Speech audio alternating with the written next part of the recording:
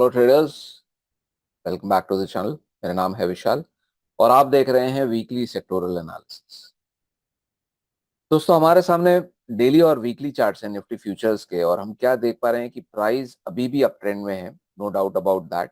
But ये जो volatility spike हुई है due to the Lok Sabha elections, वो इतनी ज्यादा है दैट आपको शायद ऐसा लगेगा कि ऐसा कोई व्यू क्यों नहीं निकल रहा है निफ्टी में से या बैंक निफ्टी के चार्ट से, जिसको हम कुछ डायरेक्शन पकड़ पाए या कुछ ट्रेड कर पाए। बट अनफॉर्चुनेटली क्या होता है, जब बहुत ज्यादा वोलेटिलिटी मार्केट में थोड़े बहुत शॉर्ट टर्म में हो जाती है, उसके बाद कुछ दिनों तक मार्केट में कंसोलिडेशन होना जरूरी है, एक छोटा सा करेक्शन जरूरी है, ताकि जो वोलेटिलिटी स्पाइक हुई है वो वोलेटिलिटी कम हो जाए और मार्केट ट्रेडेबल बन जाए। फिलहाल जो वोलेटिलिटी हमको दिख रही है मार्केट में, daily chart is looking okay, but अगर आप आवरली चार्ट्स में जाते हैं तो आवरली चार्ट्स बहुत ज्यादा चौकी है।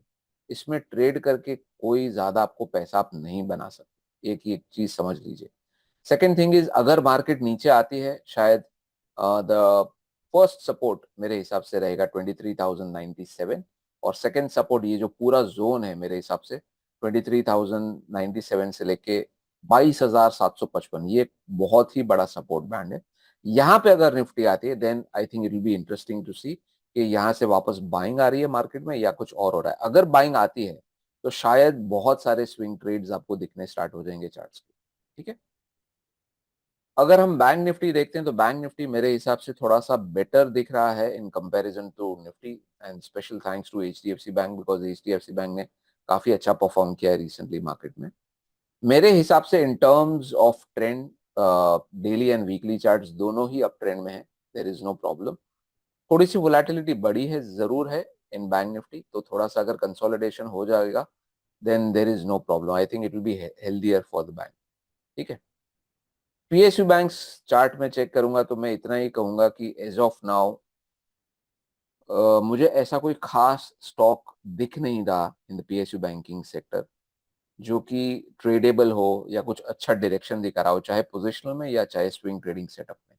सो मेरे हिसाब से मैं पीएसयू बैंकिंग पैक से दूर रहूंगा, और मैंने ये पहले भी बोला है दैट जो वीकली टाइम फ्रेम चार्ट में आपको दिख रहा है, ये बहुत बड़ा कंसोलिडेशन है और ये कंसोलिडेशन अभी भी कंटिन्यू हो रहा है।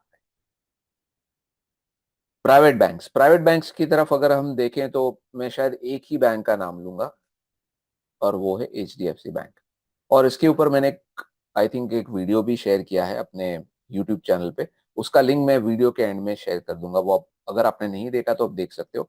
I think HDFC bank is trying to start a new long term up trend, not a short term और medium term, but a long term up trend in the monthly time frame chart. तो ये बहुत बड़ी चीज है, तो वो video का लिंक मैं शेयर कर दूंगा वीडियो के एंड में, आप जरूर देखिएगा।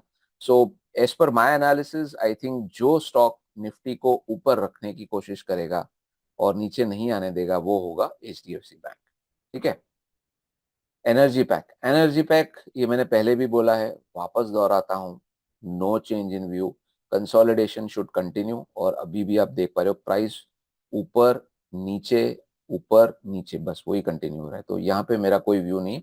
हाँ, बीच में मैंने रिलायंस में एक बार व्यू दिया था, but unfortunately due to the market volatility because of Lok Sabha election, I think वो व्यू निगेट हो गया था। ठीक है।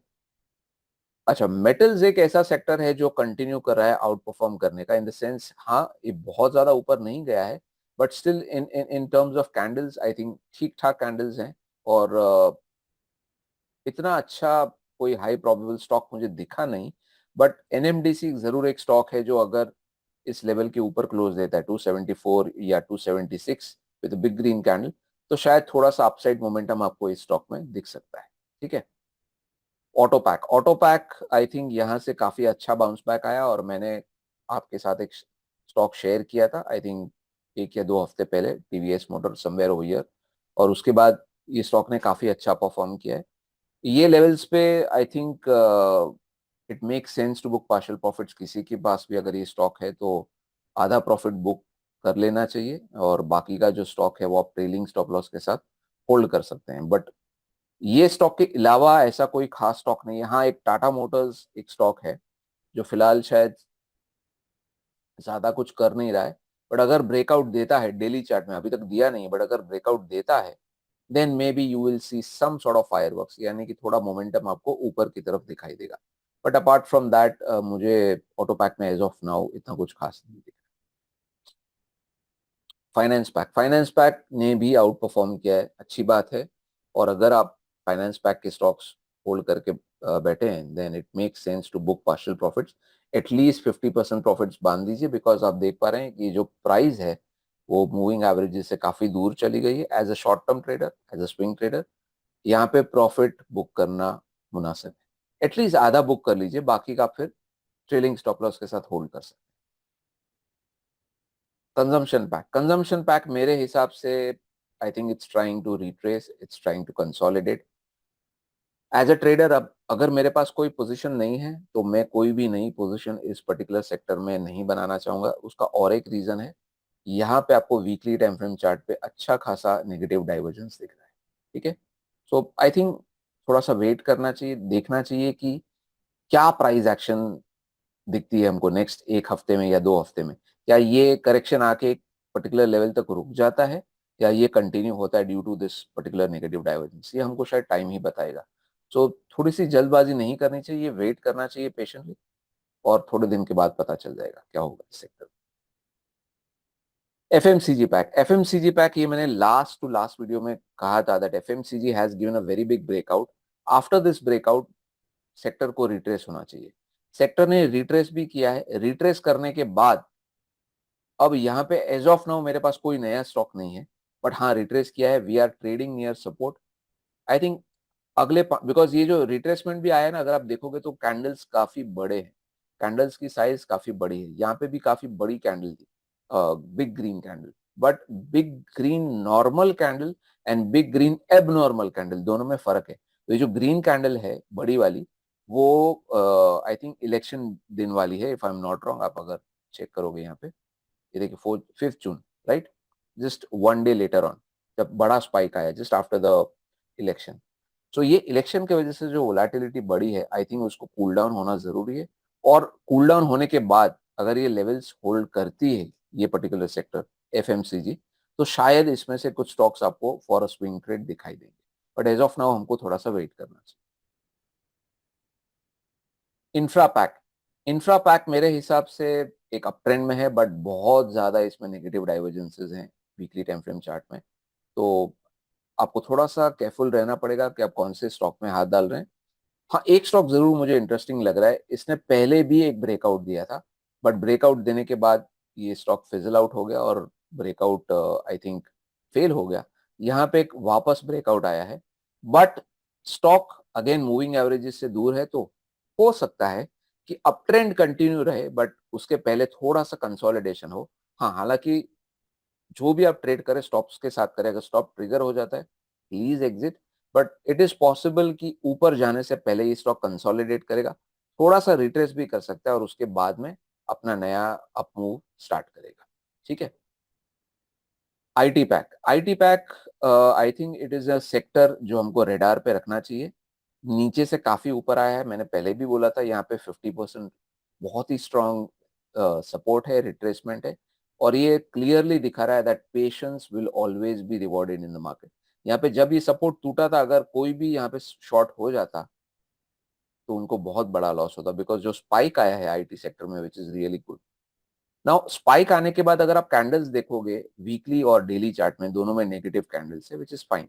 बट अगर इन the daily time frame chart थोड़ा सा और रिट्रेस होता है आईटी पैक, और उसके बाद में अगर हमको कोई स्टॉक्स दिखते हैं, देन मे बी इनिशियली आपको स्विंग ट्रेड्स दिखने स्टार्ट हो जाएंगे इन आईटी पैक. बट अगर रिट्रेस होने के बाद कंसोलिडेशन आया तो ही, अगर ये वापस वर्टिकल डाउनफॉल देता है और सब सपोर्ट्स क्रैक हो जाते हैं नीचे की तरफ, तो जो भी पॉजिटिविटी दिखी आईटी पैक में वो निगेट हो जाएगी. Pharma pack I should say it's still an out performing sector. अभी भी आउट परफॉर्म कर रहा है. मैंने सिप्ला शेयर किया था.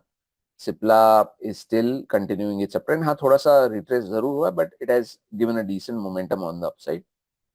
दूसरा एक स्टॉक मैंने शेयर किया था कुछ दिन पहले, अबाउट इंडिया. अबाउट इंडिया ने एक ठीक ठाक ब्रेकआउट दिया था यहाँ पे विद बिग ग्रीन कैंडल. यहाँ पे विक भी थी, तो अगर विक के ऊपर अगर कोई यहाँ पे परचेस करता तो उसको एक अच्छा प्राइस मिलता. But after purchasing this breakout, stock has come down and now it is consolidating. तो कंसोलिडेशन के बाद अगर स्टॉक वापस ऊपर जाता है तो I think up trend continue रहेगा. लेट्स होप कि इसका स्टॉप ट्रिगर ना हो. अगर स्टॉप ट्रिगर हो जाता है then I think we should come out of the stock. One more stock, और एक स्टॉक ऐसा है जो ट्राई कर रहा है ऊपर जाने का, and that is doctor Reddy. This stock is also trying to outperform, but इसको डेली चार्ट पे पहले ब्रेकआउट देना पड़ेगा. ब्रेकआउट देने के बाद अगर इसमें मोमेंटम बनता है then positional traders should keep a watch on this stock. PSE sector, I guess, pretty much overstretched, overbought. नीचे से काफी अच्छा मोमेंटम आया. It's trying to consolidate, it's trying to come down. As of now, मेरा इस sector पे कोई भी व्यू नहीं है. मैं wait and watch. Reality pack ने काफी अच्छा अप मूव दिया है. You can see this and the strength continues in the reality pack. एक स्टॉक ऐसा है जो कि है DLF. DLF as of now is not doing anything in the daily time frame chart, but अच्छे support से बाउंस आया है. अगर इस स्टॉक में ब्रेकआउट आता है in the daily time frame chart तो इसमें एक अपसाइड मोमेंटम आपको जरूर दिखेगा as a positional trader, not as a swing trader.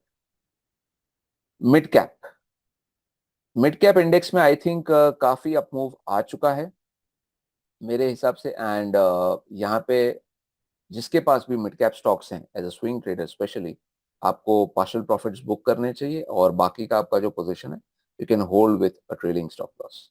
And I guess at last में इतनी ही चीज कहूंगा कि अभी का जो टाइम है मार्केट में, ये आपको समझना पड़ेगा कि जब बहुत बड़ी वोलेटिलिटी आती है मार्केट में, काफी ज्यादा दिन लगते हैं मार्केट को कंसोलिडेट करने में और वो वोलेटिलिटी को पूरा निगेट करने में, और उसके बाद हमको नया व्यू मार्केट में लेना चाहिए. हालांकि मैंने थोड़ा सा व्यू वीडियो के स्टार्ट में शेयर किया है, बट स्टिल और थोड़े दिन ट्रेड्स कम रखिए, ज्यादा ट्रेड्स मत इनिशिएट करिए.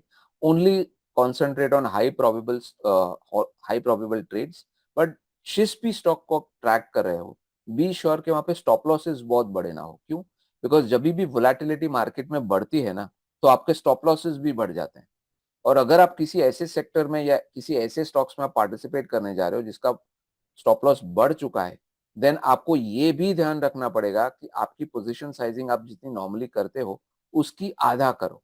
क्यों? बिकॉज अगर कल उठ के उसमें आपका स्टॉप ट्रिगर होगा, at least you will not lose a very big amount in your stop loss.